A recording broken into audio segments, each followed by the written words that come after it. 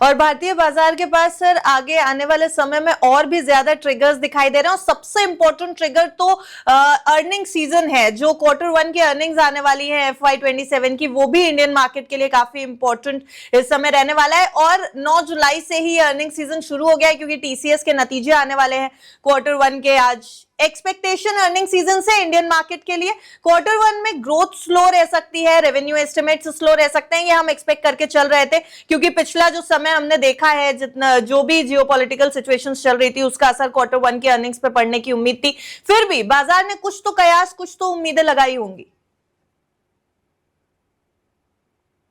मेरी समझ ये कहती है कि Q1 की अर्निंग्स को इस वॉर से या इस न्यूज से बहुत ज्यादा असर नहीं आना चाहिए। कंपनी की अगर इंटरनल स्ट्रेंथ है तो जिस कंपनी में इंटरनल स्ट्रेंथ है उसमें Q1 की रिजल्ट्स अच्छी आनी है और आनी है। No one can stop it.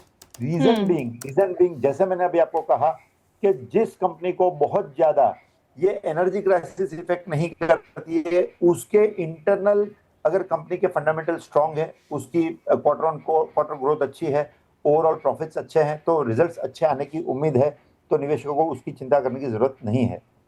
Ji sir, sectors अब कौन से रडार पे रखने की जरूरत है, ये समय कौन से सेक्टर्स पे ध्यान देने का है?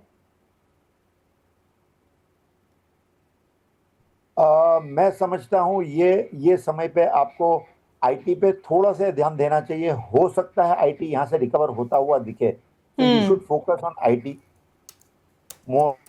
फिर आप ये समय पे ऑयल एंड गैस वाले सेक्टर को थोड़ा सा छोड़ के चलें, क्योंकि हम बहुत श्योर नहीं है क्या होने वाला है। ऑटो सेक्टर पे बिल्कुल ध्यान देना चाहिए, क्योंकि ऑटो सेक्टर हो सकता है आगे आने वाले सीजन, मतलब जैसे ही बारिश खत्म होएगा, हमारे पास बहुत सारी अच्छी सीजन्स आने वाली हैं, तो ऑटो सेक्टर बहुत अच्छा चल सकता है। अगर फार्मिंग अच्छी हुई इस बारिश में तो भी ऑटो सेक्टर को अच्छा पुश मिल सकता है।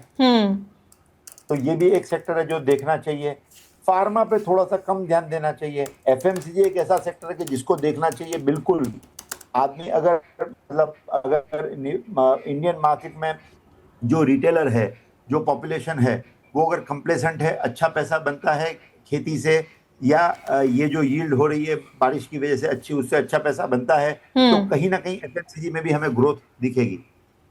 कंज्यूमर ड्यूरेबल्स में भी ग्रोथ आ सकती है। रियल्टी पे भी ध्यान देने जैसा है, क्योंकि जब अगर कमाई होती है तो ऑब्वियस है कि रियल एस्टेट में पैसा जाना ही जाना है, तो रियल्टी में भी ध्यान देने जैसा है। So these are the sectors आपको फोकस करना चाहिए। सर, मेटल्स के ऊपर असर पड़ेगा क्या? ये जो अभी ईरान यूएस वॉर एक बार फिर से शुरू हो गई है, मेटल सेक्टर के ऊपर इसका कैसा असर पड़ सकता है? जो प्रीशियस मेटल्स ये ऑलरेडी पहले बहुत रन दे चुके हैं। जैसे हमारी पिछली इंटरव्यू में बात हुई थी, मैंने कहा था बहुत रन दे चुके हैं, तो कहीं ना कहीं प्रॉफिट बुकिंग है, उसको बाय ऑन डिप्स में रखना चाहिए जी। लेकिन जो रेगुलर यूज वाले मेटल्स हैं, कॉपर हो गया, जिंक हो गया, लीड हो गया, ये सारे मेटल्स की तो कंजम्पशन मैं समझता हूं और बढ़ेगी, घटेगी नहीं, बिकॉज इंडस्ट्रियलाइजेशन हो रहा है, ग्रोथ हो रहा है, तो टेम्पररी प्रेशर में होंगे। लेकिन ओवरऑल मुझे दिखता है कि मेटल सेक्टर में कोई चिंता करने वाली बात नहीं है।